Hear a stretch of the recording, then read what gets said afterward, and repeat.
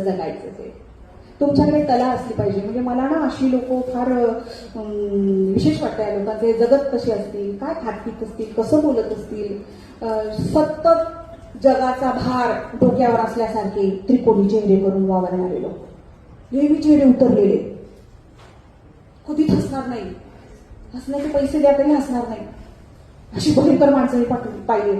6 महिने हसणार नाही, हसतील.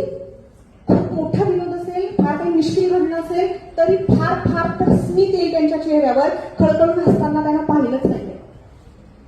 माझे वडील कसे होते आणि नंतर उकल होत गेली की कुटुंब मोठं होतं आणि सतत ते आर्थिक तणावात असायचे. त्याच्यामध्ये काय रिझनिंग आहे आता आपल्याला सोपं झालंय त्याला समजून घेणं, पण तेव्हा त्या वयात कळायचं नाही.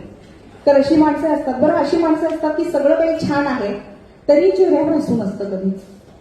म्हणजे कसा आनंद शोधत असतील हे यांच्या आयुष्यामध्ये की त्यातच आनंदी आहे कोण जाणे. किमान एक तरी कला आपल्या आयुष्यात असली पाहिजे. जगणं ती रसरशीत करत जाते. संविधान कळलं पाहिजे आपल्याला. आपण विवेकवादी नागरिक झालो पाहिजे. मी एका विषयावर बोलत असते की आपल्याला सिव्हिक सेन्स नाहीये.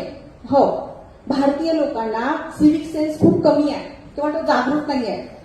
फोनवर कधी कुठे किती आवाजात बोलावं याची आचारसंहिता आपल्याला नाही. आपण